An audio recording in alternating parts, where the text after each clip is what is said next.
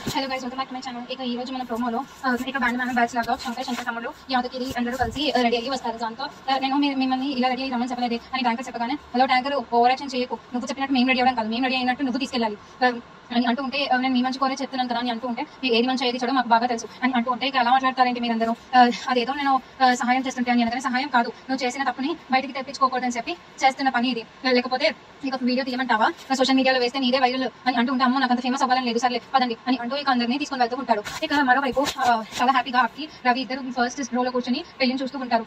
అంతలో అభయ్ వస్తూ ఉంటాడు. అభయ్ని చూసి తాతయ్య ఇలా అనుకుంటూ ఉంటారు, ఈ జంట ఏమో చాలా హ్యాపీగా చూస్తుంది, అభయ్ ఏమో వస్తున్నాడు అంటే శంకర్ ఏదో ప్లాన్ గట్టిగా వేస్తుంటాడు అని అనుకుంటూ ఉంటాడు తన మనసులో. ఇక అభయ్ని ఆపేస్తాడు తాతయ్య. దాంతో తనను రావడానికి వీళ్ళు అవసరం లేదు, వెళ్ళిపోయి నుంచి అని అంటూ ఉంటే రాకేష్ వస్తాడు. దాంతో ఏంటి రాకేష్, నన్ను చూసి భయం వేస్తుందా, నేను మా ఆయన తీసుకెళ్తానేమోనని చెప్పి అందుకే నానిపట్లేదు అని అంటుంటే, నాకు నీకేంటి భయం, సరే లేరా పర్లేదు, ఇంకా కొద్దిసేపట్లో మా ఆయన నీ జీవితంలో ఉండదు, కుమిలి ఏడుస్తావు, అదే నాకు కావాల్సింది అని అంటుంటే, రాకేష్ అని అంటూ తాతయ్య అరుస్తూ ఉంటాడు.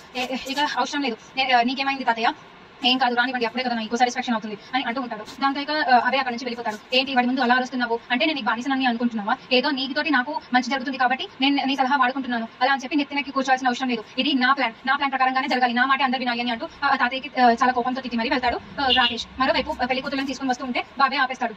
ఇక పెళ్లి కూతురులని ముందు మేము పూజ జరిపిస్తాము, దాని తర్వాత తీసుకెళ్ళాలి అని రాకేష్ తో చెప్తే, సరే పదండి అని అంటూ ఉంటే, ఆగండి బ్యాండ్ బ్యాచ్ వచ్చింది, బ్యాండ్ తోటి తీసుకెళ్ళాలి అని అంటూ ఉంటే, ఇదేంటి ఓనర్ బ్యాండ్ నాకు తెలియకుండా ఎప్పుడు తెప్పించాడు అని అనుకుంటూ ఆలోచిస్తూ ఉంటారు. ఇక మన నెక్స్ట్ ఏం జరగబోతుందని చూద్దాం. అలాగే ఏ సీరియల్ రివ్యూ కావాలన్నా కానీ కమెంట్ చేయండి, అలాగే సబ్స్క్రైబ్ చేయడం మర్చిపోకండి. Thank you.